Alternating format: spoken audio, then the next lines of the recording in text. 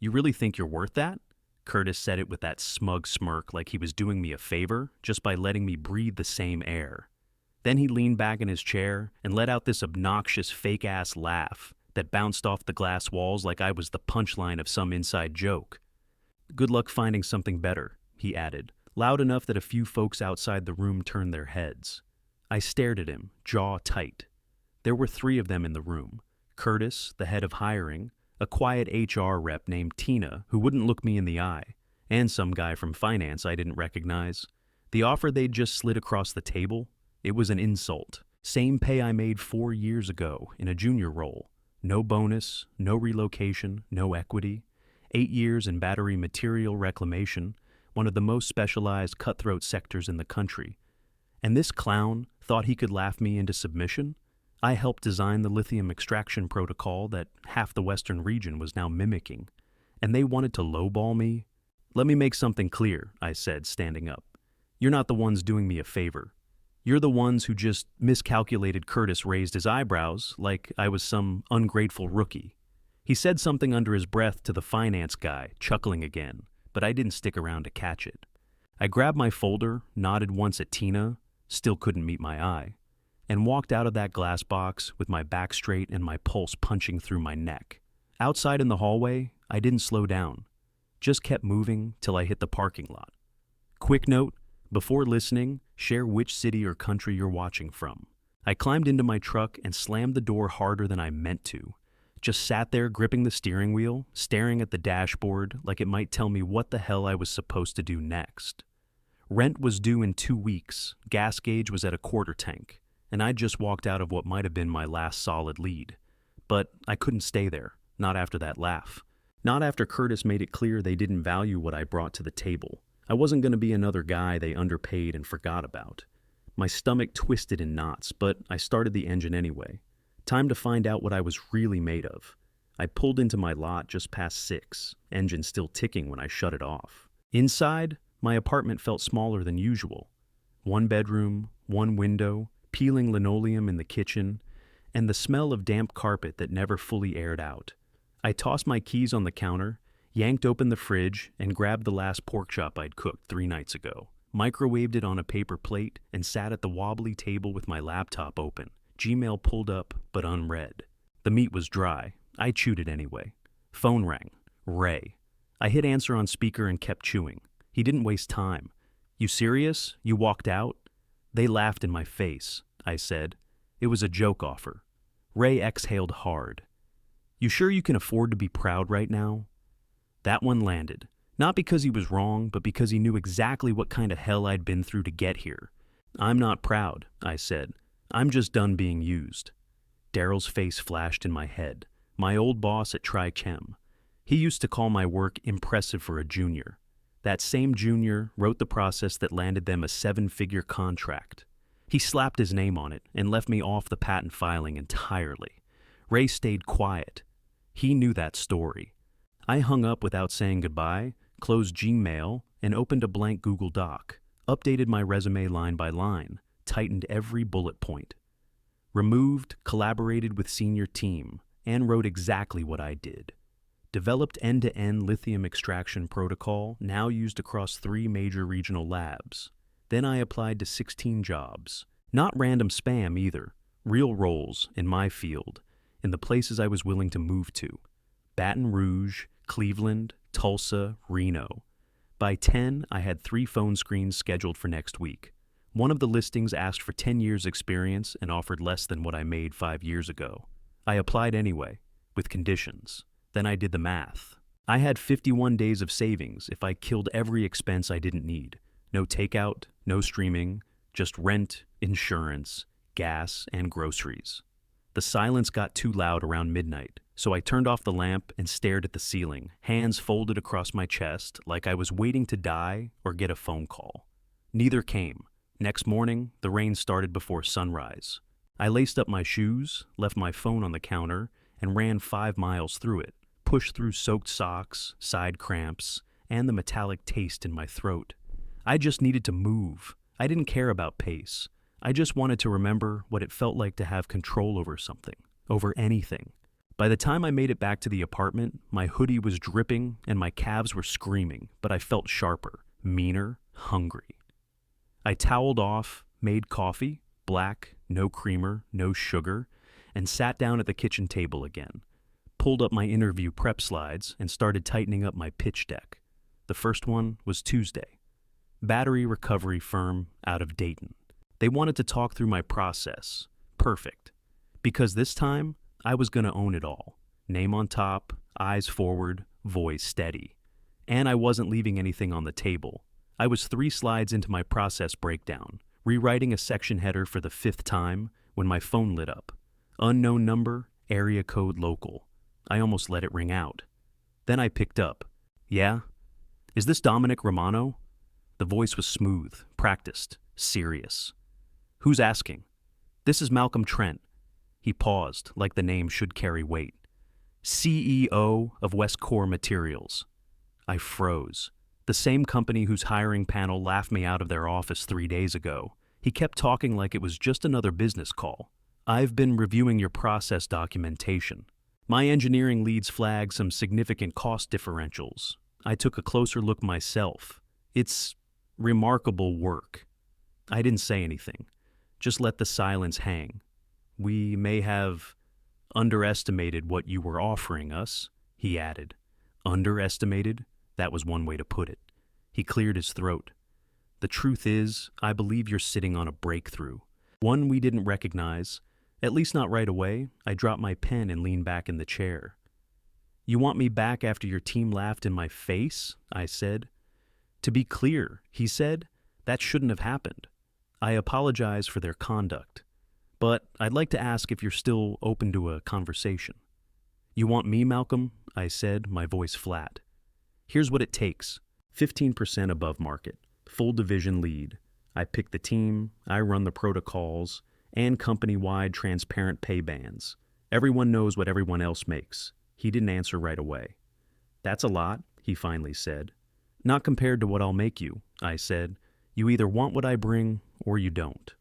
I need to speak with the board, he said. You've got 10 minutes, I said, and hung up. Didn't even let him answer. My heart was racing, hands cold. I paced the kitchen like I'd just disarmed a bomb. 8 minutes later, my email pinged. Subject: apology and next steps. It was from Curtis, the smug hiring manager himself. Paragraphs of corporate groveling. He deeply regretted the tone of our last meeting, said he had misjudged my experience and value to the team, asked if we could put the past behind us and start fresh. The guy who laughed in my face was now begging for a second chance. I didn't reply. Instead, I picked up the phone and texted Ray. You're not going to believe who just called, he replied instantly. They crawl back? All the way. That night I cracked a beer and stared at my whiteboard full of scribbled job notes and red X's. It was all still up in the air, nothing signed, no guarantees. But I'd finally pulled the power back to my side of the table. And this time, I wasn't giving it up. Next morning, Malcolm called. No small talks, just, we accept your terms. Pay transparency policy will begin rolling out immediately, with full company-wide implementation in 6 months. I didn't thank him, just said, good call, and hung up. 2 weeks later, I walked through the front doors of West Core Materials like I owned the place. Because in a way, I did. Director of Extraction Systems, corner office, glass door with my name on it. Double the salary they first offered. Curtis didn't even make eye contact when I passed him in the hall. First thing I did was schedule a sit-down with HR. 2 women showed up, one junior, one senior. They came in with tight smiles and clipboards. I need full compensation data for my department, I said. Roles, years in, education, race, gender, pay bands, all of it. The senior one blinked. That kind of report takes time, and normally I leaned forward. Who signed off on my hire? She shifted in her chair. Malcolm? Then let's not waste each other's time. 2 hours later, I had the report, and it was worse than I expected. Women were getting 20% less than men in identical roles. Black and Latino employees, same pattern. Hell, even guys with foreign-sounding last names got dinged a few thousand. I didn't wait. I booked a conference room, sent the invite to every person in my department, chemists, analysts, techs, admin staff. 37 names, subject, new standards, non-negotiable. They shuffled in looking curious, some nervous. Curtis was there. So was Nolan. Yeah, that Nolan. The one who laughed the loudest during my first interview. I spotted him near the back, arms crossed, already scowling. I didn't waste time with introductions. "I'm going to walk you through something," I said, hooking up the projector. "What you see stays in this room, until it doesn't." I showed them the anonymized company data, broke it down line by line. Names were stripped, but everyone could see the pattern.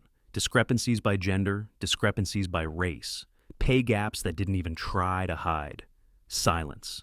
I let it sit for 10 full seconds. "This ends now," I said. Nolan shifted like he'd swallowed glass. One of the younger techs in the front, Paloma, I think, looked like she was gonna cry. I didn't let it get sentimental. "We're adjusting comp across the board," I said. "I've already submitted the request. No more guessing who's making what. No more silence. If anyone has a problem with that, speak now." Nobody spoke. Curtis started to raise his hand, then dropped it. "Good," I said. "Because this is the floor.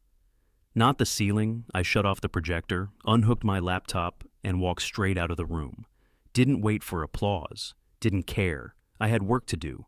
The second the door closed behind me, I knew Nolan wasn't going to let that meeting slide. By the end of the day, 2 invites disappeared off my calendar. Both meetings I was supposed to lead. A week later, my lab order for the thermal reactor got lost in procurement. 3 times, turned out Nolan was chief of operations. Same smug face, different title. He couldn't fire me, so he tried to choke me out with bureaucracy. I didn't bite. Paloma, one of my newer analysts, picked up on it quick. She was sharp, always 2 steps ahead, always watching patterns. She flagged the first blocked request. Rico, our lead chemical tech, confirmed it. The order hit ops, sat in limbo, then magically got canceled. I told them both, start documenting. Everything, every delay, every change, every meeting rescheduled last minute. We built a shared drive and dropped every screenshot, every email, every dead-end request in it. Nolan thought he was being slick. We just worked around him. I rerouted orders through a test pilot vendor in Tucson. Unofficial, but legal. Rico drove out once to pick up backup parts himself. 6 weeks in, we had a working prototype. The recovery efficiency and waste reduction metrics held steady across validations. Numbers strong enough to put us 2 quarters ahead of our competition. Paloma ran the data 3 different ways. Same result. We booked a board presentation. Malcolm showed, CFO showed, legal showed, even Curtis slithered in, pretending like he hadn't been avoiding me in the hall for a month. I stood up, plugged in the deck, and laid it all out. Clean, no fluff. Just numbers, charts, process maps, and impact projections. "This process cuts chemical costs by almost half," I said, "and puts us 2 quarters ahead of our competition." They leaned in. Nolan waited till the end to pounce. "We haven't fully validated the safety metrics. It's premature to push forward without a compliance review." I didn't even blink. "Page 14, I said. "OSHA compliance documented, environmental flag zeroed out, safety metrics validated by 3 independent labs." I clicked ahead, showed them the lab sign-offs. Paloma handed out printed copies. Nolan sat back like he'd been slapped. The board nodded. A few even smiled. When the meeting ended, people filtered out. Curtis walked straight past me like I didn't exist. Malcolm didn't. He waited until the room cleared, then pulled me aside. "That was impressive work," he said. "Real impressive." I nodded. "Thanks." He glanced at the door Nolan had just walked through. "What's his deal?" I met his eyes. "We can talk about that any time." He didn't push, just gave a little nod and walked out. Back in my office, I closed the door and sat down at my desk. Rico sent me a thumbs up, GIF. Paloma forwarded the final analytics summary. I replied to both. "We're not done. Keep everything. We'll need it." The next week, I walked past the 3rd floor conference room and caught my name through the door. "Romano's pilot is off the table until further notice." Nolan's voice. I didn't even break stride. I pushed the door open and walked straight in. 10 people froze mid-sentence. He didn't look surprised, just annoyed. Like I'd ruined his little ambush. "Sorry," I said, loud and clear. "This some kind of strategy meeting I wasn't invited to?" No one answered. Nolan cleared his throat. "Just trying to get aligned on priorities. Given the budget constraints..." "Cut the crap," I said. "The extraction system you're trying to kill? That equipment's already ordered, paid for. CEO signed contract. Delivery starts." Monday I pulled out the folder, slapped the signed PO on the table. Silence. Nolan's face didn't move, but I saw the twitch in his jaw. I turned to the team. "We're not canceling anything. In fact, we're locking the launch timeline right now." I walked to the whiteboard, grabbed a marker, and started assigning tasks. Rico, final pressure tests. Paloma. Q, protocols and third-party validation. Everyone else got their blocks. I didn't ask. I told. The tension snapped as people started scribbling notes and nodding. The energy in the room flipped in real time. Nolan just sat there, gripping the edge of the table like it might hold him back from lunging. I never looked at him again. When the meeting ended, he followed me out. I made it 3 steps down the hall before he caught up. "You've made a serious miscalculation," he hissed. I stopped, turned to face him. "You really think I came unprepared?" His mouth opened, but I walked away before he could answer. Back in my office, I pulled up the shared drive and dropped every bit of evidence from the past 2 weeks into a folder marked Nolan, interference, email trails, blocked orders, meeting removals, his little stunt today, all of it. Then I drafted a message. To Malcolm Trent. Subject, project obstruction, urgent attached everything. Short, clean, professional tone, but there was no missing the intent. I hit send. After that, I kept my foot on the gas. We pushed harder, worked smarter. The lab buzzed like we were building something bigger than just a new system. Because we were. You could feel it in the way Rico smiled when the new coils held under pressure. The way Paloma handed me updates before I asked. Everyone was in, and Nolan, he could either get out of the way or get run over. The quarterly town hall was packed. Folding chairs lined the back wall, people shoulder to shoulder, waiting on leadership to pat themselves on the back. Nolan was first up. Of course he was. He strutted up like he was walking onto a TED stage, wearing that smug half smile like he knew no one would call him out. Slide 1, operational efficiencies. Q, 3 review. And right there, in big bold font, were numbers pulled straight from my process. Our recovery rate increased by 37%, he said, pausing like he expected applause. Waste down by nearly half. Huge credit to our ops team for pushing this through under tight timelines. I didn't move, just stared at him while he recycled my exact phrasing. He clicked through 5 more slides. My work, my team's output, my pilot, all under his banner. Then he said, "We'll continue scaling across divisions based on the current implementation plan." That was it. No mention of Rico, no Paloma, not even a nod to the lab team who made it happen. He stepped down to polite claps. I walked up slow, plugged in my laptop, clicked once. First slide, credit where it's due. Then I showed the original prototype design with date stamps. Rico's name on testing. Paloma's QA notes, sign-offs, procurement trail, the full lab validation report, all tied to my team, not ops. Nolan didn't even blink, just folded his arms and stared through me like I was static. Then I hit slide 6. Phase 1 compensation adjustments. A collective inhale rippled through the room. Transparency policy is now live in this division, I said. Starting next check, adjusted salaries will reflect role equity across gender, race, and tenure. Pay bands will expand company-wide over the coming months. Someone gasped. A woman near the back clapped once, then more followed. The room erupted. I scanned the crowd.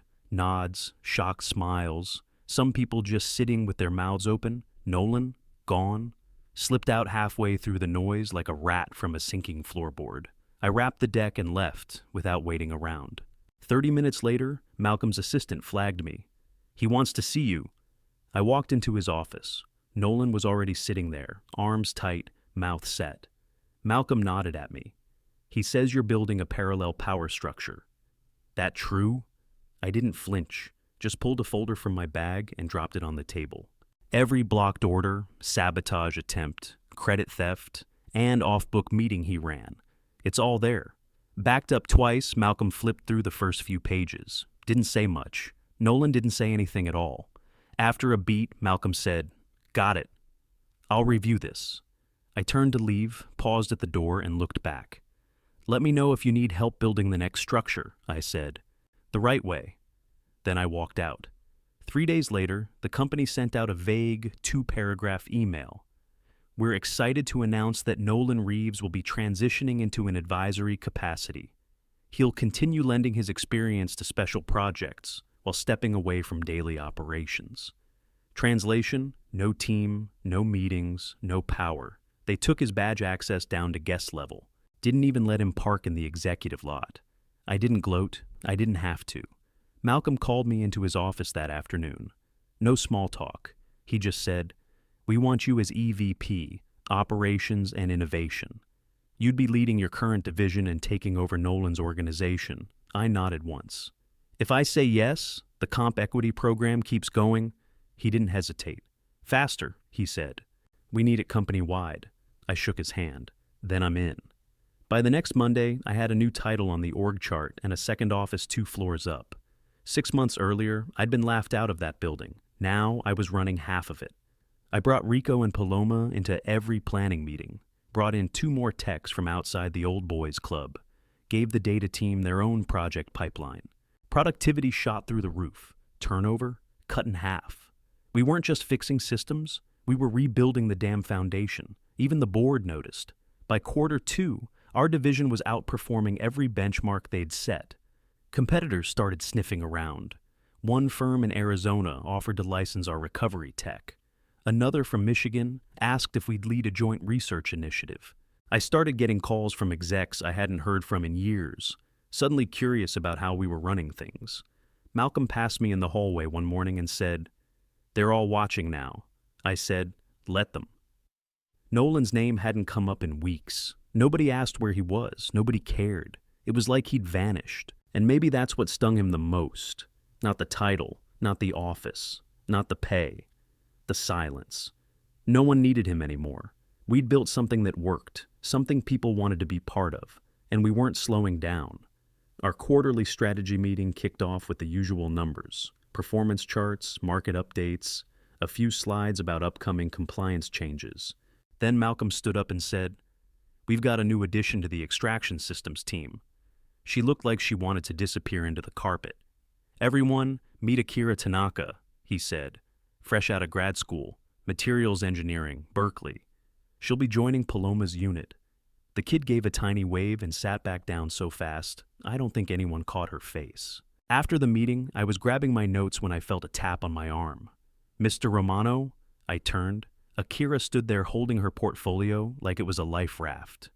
"I read your article in Clean Systems Monthly," she said. "The Transparency Initiative, the Reclamation Protocol. Honestly, it's the reason I applied here." I nodded. "Glad to have you, Akira."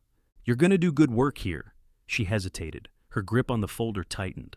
"At my last job," she said, dropping her voice, "I found out I was making 18 grand less than a guy who did half the work. HR told me I wasn't supposed to talk about it." I looked her straight in the eye. "You're not at that job anymore." She blinked. "Here," I said.